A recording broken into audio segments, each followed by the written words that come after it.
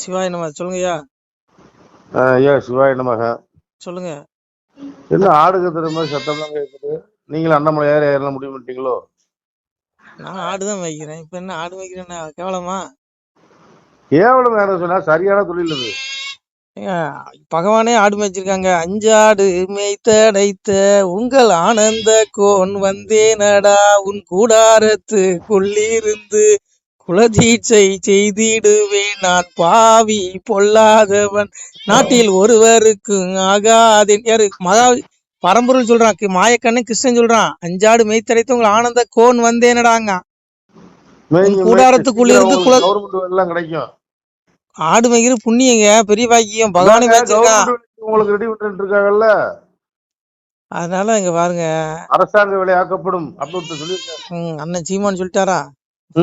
கரெக்டா சொன்னா புட்டு விலகி போயிடல. சரி, அதனால பாருங்க, என் ஆடு வேற கத்துது. உங்களுக்கு என்னதான் பிரச்சனை? எதுக்கு போன் பண்ணீங்க சொல்லுங்க. இல்ல, அண்ணாமலைய பத்தி தலைவர் ஆவாருன்னு சொல்றாங்களே, தலைவர் ஆவாரா? ஆமா ஐயா, அண்ணாமலை மீண்டும் தலைவர் ஆனாதான் உருப்படும், இந்த கட்சி உருப்படும். இப்ப என்ன சந்தேகம்? நான் ஒண்ணு புரிஞ்சுக்கோங்க. இன்னைக்கு ஓட்டு போடுறது மக்கள் யாரும் இன்னைக்கு பிஜேபி தமிழ்நாட்டுல ஓட்டு போடணும்னா ஒண்ணு மோடி முகத்துக்காக போடுறது, பிஜேபி காரன் போடுவான். ஆனா இன்னைக்கு பிஜேபிக்கு 90% ஓட்டு போட போறது மாற்று கட்சியில இருந்து வந்தவன். அதிமுக, திமுக, இப்படி எல்லா கட்சியிலயும் உள்ள மாற்று கட்சியினர் வந்திருக்காங்க. நிறைய பேர் வெளியில இருந்து ஆதரிக்காங்க. அவங்க எல்லாம் அண்ணாமலை முகத்துக்காக கண்டிப்பா ஓட்டு குத்துவாங்க. புரியுதா உங்களுக்கு? அதனால அண்ணாமலையின் சேவை இந்த பிஜேபிக்கு தேவை. கடந்த காலங்களில் ஒத்த ஓட்டு பாஜகன்னு கேவலப்படுத்துறானுங்களா இல்லையா? சொல்லுங்க சொல்லுங்க. 2019 பாராளுமன்ற தேர்தலில் நான் போட்டி போட்டேன். சரியா? நான் போட்டி போடும்போது எனக்கு 1184 ஓட்டு விழுந்துச்சு. சரி, புரிஞ்சுக்கோங்க. இத்தனைக்கு நான் ஒரு பிரச்சாரத்துக்கு போகல. இத பெருமையா சொல்லல. அப்ப மக்கள் இப்ப ஓட்டு போட்டாங்க. சரியா? அதனால இங்க ஒண்ணு புரிஞ்சுக்கோங்க. இங்க முன்னைக்கு பிஜேபிக்கு ஓட்டு போட போறது யாரு? 10% பாஜக, 90% மாற்று கட்சியில இருந்து உள்ளவங்க தான் ஓட்டு போட போறாங்க. இப்ப அண்ணாமலை நீக்கினதுனால, தலைவர் பதவியில இருந்து நீக்கினதுனால அந்த விரக்தி, அந்த ஒரு ஓட்டு பிஜேபிக்கு வராது. எழுதி வச்சுக்கோங்கண்ணா. உண்மை இது. உங்களுக்கு கசக்கும். உண்மை எல்லாத்துக்கும் கசக்கும். இது சொல்லும்போது நிறைய பேருக்கு வருத்தமா இருக்கும். வருத்தப்பட்டாலும் கவலை. இதான் உண்மை. நீங்க என்னமோ இன்னைக்கு இவ்வளவு ஓட்டு வந்தது எல்லாமே பிஜேபி காரன் போட்டா நினைச்சிட்டு இருக்கீங்களோ? கிடையாது. பிஜேபி காரன் 10%, 90% மாற்று கட்சியில் உள்ள மக்கள், அண்ணாமலையை பிஜேபியில அல்லாதவர்கள், பிஜேபியில இல்லாத வெளியில இருந்து ஆதரிக்கக்கூடிய நபர்கள் தான் இன்னைக்கு பிஜேபிக்கு ஓட்டு போடுறாங்க. சொல்லுங்க, அவருக்கு என்னங்க? அவரு பாருங்க, செவனேன்னு இருந்து பாரு மனுஷன். அவரே சொன்னாரு, நான் பாட்டு இனி என்ன எனக்கு இந்த பதவி வெங்காயம் மாதிரி, நான் பாட்டுக்கு போய் என் ஆடு மேய்ப்பேன்னாரு. அவருக்கு என் ஆடு கத்திட்டு கிடக்கு. இரு வரேன். அதனால புரிஞ்சுக்கணுங்க. பாருங்க, ஆடு கத்து கேக்குதா? ஆடு கத்துறது கேட்டதுனாலதான் கேட்டேன். என்னங்க ஆடு கத்துது?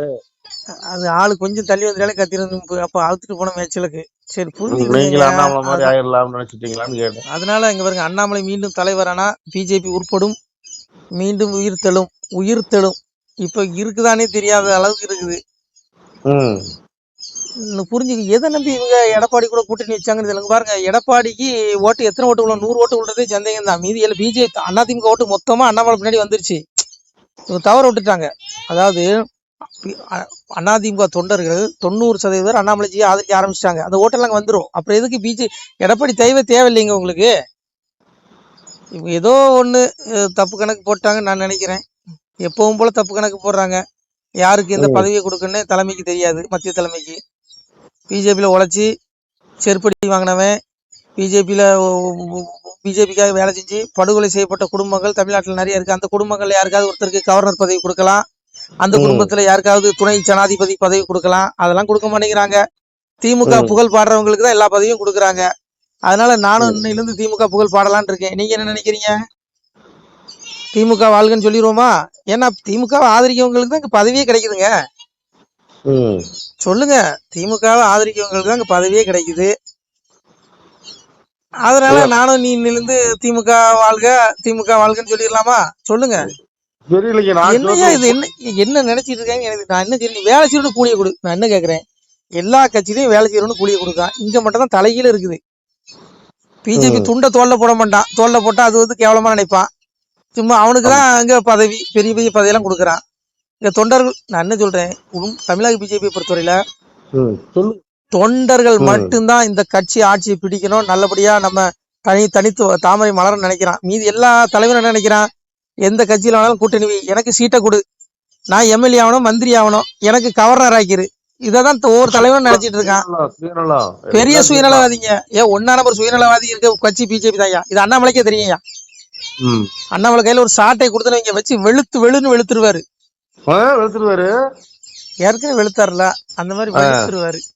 இவங்கள நான் சொல்றது இந்த மாதிரி புல்லுருவிகளை சொல்றேன். அதனாலயா ஒண்ணு இங்க பாருங்க, அதாவது அவர் பேசாம ஆடு மேய்க்க போயிடலாம். பகவானே ஆடு மேய்க்க புண்ணியமான தொழிலுங்க. எங்க அப்பா சொன்னா, செடி களைத்து வேட்டையாடி தெளிந்த முயல் பிடிக்க வந்தேன், அதிகமுள்ள வெடிகள் கொண்டு அவனுக்கு வைத்து சுட்டிடுவேன், பழிபாவம் செய்திடுவேன், பார்த்து இருங்கோ கொஞ்ச நேரத்துல. ஆத்மாவை தேடுங்க. எங்க அப்பா பரப்பொருள் மாயகிருஷ்ணன் என்ன சொல்றான், அந்த ஆடு மேய்ச்ச கண்ணன் சொல்றான், சரி பிள்ளைகளே செடி களைத்து வேட்டையாடி தெளிந்த முயல் பிடிக்க வந்தேன். அதாவது நல்ல ஆத்மாக்களை, நல்ல பிள்ளைகளை மோட்ச வீட்டுக்கு, என்னுடைய உலகம் அழியாத உலகத்துக்கு முக்தி கொடுக்கறக்க அழைக்க வந்தேங்க. அந்த பரமல் ஆடு மேய்ச்ச மாயக்கண்ணு சொல்றான். அண்ணாமலை ஆடு மேய்ச்சிட்டா இருக்க, ஆடு மேய்ச்சங்க. ஒருவேளை இவர் மாயகிருஷ்ணனுடைய அவதாரமா இருக்குமோன்னு எனக்கு சந்தேகமா இருக்குது. ஏன்னா பகவான் எந்த ரூபத்துல வருவான்னு தெரியாங்க. கீதையில சொல்றாருலாம், அஜோஸ்பி சன்னவி ஆத்மா பூதான வைசுர சுத்தின் பிரகிருதி சுவாமிஷாய் சம்பவயா எதாயதாகி தர்மசிய கிளநீர் பவதி பாரதா பித்வானம தர்மசிய ததாத்மான சுஜாமிக பரித்ராணய சாதினாம் விநாய சாய சதுர்ஸ்தாம் தர்ம சம்ஸ்தாபனாத்தை சம்பாமிக்கிறான். ஒவ்வொரு யுகத்திலையும் வரேன். எப்படி வரேன், நான் மனுஷருவன ஈஸ்வரனாக சிவனாக இறைவனாக இருந்து கூட என்னுடைய பிரகிருதியை, என்னுடைய படைக்கும் ஆற்றலை வசப்படுத்தி கொடுத்து சாதாரண மனிதன் போல வெளிப்பட்டு தர்மத்தை காப்பாத்துறேங்கிறான். அண்ணாமலையும் ஒரு குச்சி எடுத்து ஐபிஎஸ் பதவியை ராஜினாமா பண்ணிட்டு ஆளுமைக்கு வந்துட்டாரு. அப்போ ஒருவேளை இவரும், எனக்கு யாருக்கு தெரியும், பகவானா கூட இருக்கலாம், அவதாரமா கூட இருக்கலாங்க. அப்ப அவதாரத்தெல்லாம் ஓரம் கட்டிடுறீங்க. சும்மா மலஞ்சலம் கழிக்கிறவங்களை கொண்டு பெரிய உச்சாணி கும்பல கொண்டு உட்கார வைக்கிறீங்க. ஆனா போவாங்கயா, இந்த கட்சியை வேண்டாம், ஏதாவது வந்துட போது வாயில. எனக்கெல்லாம் வெறுத்துட்டுங்க, சத்தியமா ரொம்ப வெறுப்பா இருக்கு. அண்ணாமலை என்னைக்கு அண்ணாமலை தூக்கிக்கல அன்னையிலதான் எனக்கு ஒரு ஈடுபாடு இல்லை. இது ரொம்ப வருத்தமா இருக்கு. அதனால பரம்பொருளை தேடுங்க, அப்பாவை தேடுங்க, மோட்சத்துக்கு வெளியே தேடுங்க. இந்த வாழ்க்கை வேண்டாம், இது ஒண்ணும் கிடையாதுங்க. எப்ப வேணாலும் வாழ்க்கை முடிஞ்சிடும். இது அற்ப பதவி, இங்க ஒண்ணும் கிடையாது. இதெல்லாம் துன்பம், சரி, இது இன்பம் கிடையாது. இங்க நீங்க இந்த பூமியில கிடைக்கிற ஆடம்பர வஸ்துக்கள், இந்த பதவி புகழ், இது எல்லாம் மாயை. கனப்பொழுதுல மறைஞ்சு அழிஞ்சு போயிடும், நரகத்துக்கு கொண்டு போயிடும் ஆத்மாவை. அதனாலதான் பகவான் சொன்னான், தற்பெருமை மோகம் அகன்றவர்கள், பற்று என்ற குறைபாட்டை வென்றவர்கள், பரமாத்ம ஸ்வரூபத்தில் நிலை பெற்றவர்கள், ஆசைகளை முழுமையாக அழித்துக் கொண்டவர்கள், இன்ப துன்பம் என்ற இரட்டைகளிலிருந்து விடுபட்டவர்கள் ஆகிய அவர்கள் அந்த அழிவற்ற பரமபதத்தை அடைகிறார்கள். மீதி எல்லா பயிலும் நரகத்துக்கு போயிடுவான். ஆடம்பரத்தை விட்டுறணும், தற்பெருமையை விட்டுறணும், பதவி வந்தோடனே தற்பெருமை வந்துடும், ஆடம்பரம் வந்துடும், மோகம் வந்துடும். இது ஒண்ணு நரகத்தில் தள்ளிரும். காமம், கோபம், பேராசை, இந்த 3 நரகத்தின் நுழைவாயில்கிறான் பகவான். இந்த 3 விட்டுருங்க, பரகதி கிடைக்கும், மோட்சகதி. அதுதான் நமக்கு. நம்ம பூமியில பிறந்ததே நம்ம இன்னும் 84 லட்சம் பிறவி, புழு, விலங்கு, ஆடு, கோழி, பன்னி, நாயின்னு பிறந்துடக்கூடாது, பிறந்து பிறகு சாவக்கூடாது. இந்த பிறவி, மனித பிறவிலே பகவானை தேடினா மோட்சம். 84 லட்சம் பிறவிலிருந்து தப்பு வைப்பீங்க. ஆத்மாவை காப்பாத்திக்கோங்க. நம்ம வீடு இங்க இல்ல, நம்ம வீடு பரத்துல இருக்கு, இகத்துல இல்ல. இக வாழ்வு கொஞ்ச நாள், பரவாழ்வுதான் நிரந்தரம். இந்த ஆத்மா ஒளிமயமான உடம்பு, இந்த உடல்ல இந்த ஆத்மா சிறைப்பட்டு இருக்கு, ஒளிமயமான உடம்பு ஆத்மா. அந்த ஆத்மா அந்த ஒளிமயமான உலகத்துக்கு போகணும், அப்பாட்ட போகணும், பரம்பொருள்கிட்ட. அதை விட்டுட்டு பதவியெல்லாம் விடுங்க. இதுல அற்பங்க. பாஜக தலைவர் பதவி என்ன, பிரதமர் பதவி கிடைச்சானே, எந்த பதவியும் சிவலோக பதவியை விட கீழான பதவி தான். வைகுண்ட பதவியை விட கீழான பதவி தான் சொன்னாங்க. இப்ப என் பேரில் அன்பு கொண்ட பக்தன் உயிரை எமன் வந்து பிடியான், வட்டமாம் கரடனிட்டு வருவேன் நான் வைகுண்டம், தங்க திருத்தேர் கொண்டு என் மகனை அழைத்து செல்வேன். நம்மளை எமன் பிடிக்க மாட்டான். நீங்க அப்பா பரம்பரை தேடினீங்கன்னா உங்களை எமன் பிடிக்க மாட்டான். அப்பன் கரட வாகனத்துல வந்து தங்க திருத்தேர், மறைபொருள், கண்ணுக்கு புலப்பட மாட்டான். அந்த தேர் அந்த ஆத்மாவுக்கு தான் புலப்படும். தங்க திருத்தேர் கொண்டு வைகுண்டம் அழைச்சிட்டு போயிடும். அழியாத உலகம். இந்த 14 உலகத்துல வைகுண்டம் மட்டும் தான் அழியாது, மீது எல்லா உலகம் அழிஞ்சு போயிடும்.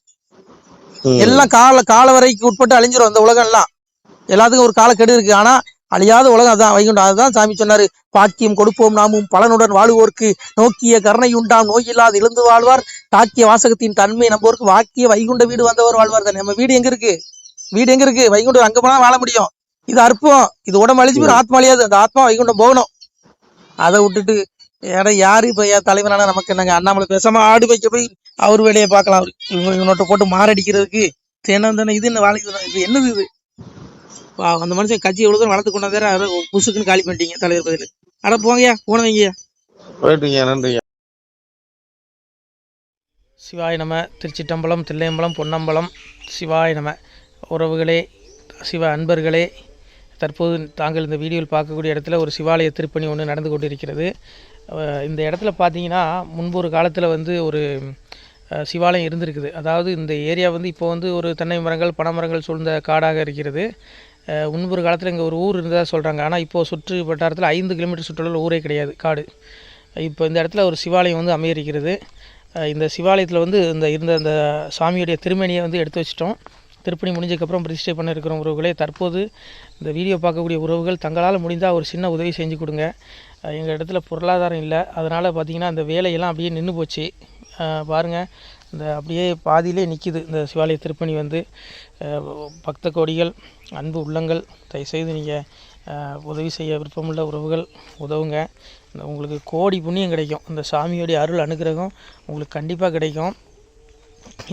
இது வந்து ஒரு புகழ்பெற்ற சிவாலயம் கூட சொல்லலாம். சாமியோட திருமேனியை எடுத்து வச்சிட்டோம். இந்த இடத்துல பார்த்திங்கன்னா ஒரு வாசி தண்டம் இருக்குது. அந்த காலத்தில் ஒரு முனிவர் யாரோ தவம் செஞ்சுருக்காங்க. அவங்களுடைய வாசி தண்டம் அவர் திருக்கரங்களால் எழுதின ஓலைச்சுவடி கூட இன்றும் இருக்குது, இன்னும் பாதுகாக்கப்பட்டு வருது. அது கோயில் திருப்பணி முடிஞ்சதுமே அதையும் நாங்கள் அந்த வழிபாட்டுக்கு வச்சுடுவோம். இந்த சிவாலய திருப்பணி வந்து சாமி திருநாமம் வந்து முக்தீஸ்வரர் அப்படிங்கிற திருநாமத்தில் வழங்குறாரு. நெல்லை மாவட்டம் நாங்குநேரி தாலுகாவில் இந்த சிவாலயம் அமைய இருக்கிறது உறவுகளே. இந்த வீடியோ பார்க்கக்கூடியவங்க ஒரு 2 பேருக்காவது கொஞ்சம் ஷேர் பண்ணுங்கள். இந்த வீடியோ பார்க்கக்கூடிய யாராவது ஒரு சின்ன உதவி செஞ்சால் இந்த ஆலய திருப்பணி வந்து கண்டிப்பாக நாங்கள் வெற்றிகரமாக முடிச்சுடுவோம். பாருங்கள், அந்த வேலை எல்லாமே அப்படியே நிற்கிது. கல்லெல்லாம் இறக்கி போட்டிருக்கோம். இன்னும் நிறைய கற்கள் தேவைப்படுது. சுவாமியோடைய அந்த திருக்கோபுரம் பார்த்திங்கன்னா லிங்க வடிவிலே அமைக்க இருக்கிறோம். உதவுங்கள் உறவுகளே. உங்களுக்கு அப்பா சிவபெருமானுடைய அருள் நிச்சயம் கிடைக்கும். எம்பெருமான் சொல்வான், வாழுவீர் தாழ்வில்லாமல் மக்களும் கிளைகள் கொஞ்சி நாளுமே மகிழ்ச்சியை கூர்ந்து நலமுடன் வாழும்போது நீளுமே எனது செங்கோல் நீதியும் நெறிபோல் வந்து ஆளுமே உங்கள் தன்னை அன்புடன் அலையாவண்ணம். உங்களை எம்பெருமானுடைய அப்பாவுடைய திருவாசகத்தாலேயே வாழ்த்துறோம் உறவுகளே. ஆணுடன் பெண்ணும் பெற்று அதிகமாய் செல்வமாகி தானுடன் நினைவுமுற்று தர்மமும் நெறியும் கற்று வேணும் நீள் காலமெல்லாம் வெள்ளியர் உடனே வாழ்ந்து போனுதல் கமலநாதன் பொற்பதம் பெற்று வாழ்வீர். அந்த ஈசனுடைய பொற்பதம் நிச்சயம் கிடைக்கும். உங்களுக்கு இகத்திலும் சுகம், பரத்திலும் சுகம். உங்களுடைய கர்ம வினைகள் மன்னிக்கப்பட்டு உங்களுக்கு நிச்சயம் மோட்ச வீடு கிடைக்கும். இகத்தில் பூரண ஆயுளுடன் நோய் நொடி இல்லாமல் வாழ்ந்து நீங்கள் பரவாழ்வும் பெறுவீர்கள் உறவுகளே. மக்களே, நீங்கள் எல்லாம் வாழ்பொன்னம் பதியிற் சென்று முக்கியமான யுகநில மதிலே தன்னால் கக்கிய பொன்கள் ஸ்வர்ணம் கைமணம் குளிர அன்னம் பொக்கிஷம் நிறைய வைத்து புகழ உண்டு இனிதாய் வாழ்வீர். இந்த இகவாழ்வும் பரவாழ்வும் உங்களுக்கு சுகப்பட அப்பன் ஈசனர்களால் வாழ்த்துகிறோம். இந்த திருப்பணிக்கு உதவி செய்ய ஒரு ஜிபே எண் சொல்கிறோம். இந்த எண்ணில் நீங்கள் உதவலாம். நீங்கள் இந்த எண்ணிலேயே நீங்கள் தொடர்பு கொள்ளலாம். ஜிபே, ஃபோன்பே, வாட்ஸ்அப் எல்லாம் இந்த நம்பர் தான். 93 85 44 31 06 93 85 44 31 06. இந்த எண்ணில் நீங்கள் உதவலாம், தொடர்பும் கொள்ளலாம். வாட்ஸ்அப்பு இந்த எண்ணு தான், ஜிபே இந்த எண்ணு தான் உறவுகளே. முடிந்தளவுக்கு 2 பேருக்காக ஷேர் பண்ணுங்கள். இந்த வீடியோ பார்க்கக்கூடிய யாராவது ஒருத்தர் சின்ன உதவி, நீங்கள் வந்து பெரிய அளவில் செய்யணும் கூட, நீங்கள் ₹1 நீங்கள் தந்தாலும் மனசார வேண்டி ஏற்றுக்கிறோம் உறவுகளே. உதவுங்கள். முடிஞ்ச அளவுக்கு கொஞ்சம் ஷேர் பண்ணுங்கள். நன்றி. சிவாய நம. திருச்சிற்றம்பலம், தில்லையம்பலம், பொன்னம்பலம். உறவுகளே, நம்ம இந்த இடத்துல வாழ்ந்து மறைந்த ஒரு சித்த மகாபுருஷர் பயன்படுத்திய பல 100 ஆண்டுகளுக்கு முன்பு உள்ள வாசி தண்டம் ஒரு சித்த மகாபுருஷர் பயன்படுத்தியது. அவர் திருக்கரங்களால் எழுதிய அந்த ஓலைச்சுவடி கூட பாருங்கள், இன்னும் பாதுகாக்கப்பட்டு வருது. இந்த சிவாலயம், நம்முடைய அந்த சிவாலய திருப்பணி முடிந்ததுமே எம்பெருமான் அவர் எழுதிய அந்த சிவனை பற்றி புகழ்ந்து எழுதிய அந்த பாடல் வரிகள் இதில் இருக்குது. இந்த வாசி தண்டம் அவர் பிரதிஷ்டை செய்த அந்த லிங்க திருமேனியையும் இந்த இடத்துல நாம் இந்த ஆலயம் கட்டி நாம் பிரதிஷ்டை செய்திருக்கிறோம். அனைவரும் இந்த ஆலய பிரதிஷ்டைக்கு கண்டிப்பாக வரணும். முடிஞ்ச அளவுக்கு வீடியோ பார்க்குறவங்க உதவி பண்ணுங்கள் உறவுகளை. பொருளாதாரம் இல்லாமல் திருப்பணி நின்று போச்சு. முடிஞ்ச அளவுக்கு ஷேர் பண்ணுங்கள், உதவுங்க. நன்றி. நம சிவாய. திருச்சிற்றம்பலம், தில்லையம்பலம், பொன்னம்பலம். இந்த புண்ணிய பலன் தங்களுக்கு கோடான கோடியாக வரும் உறவுகளை. நம சிவாய.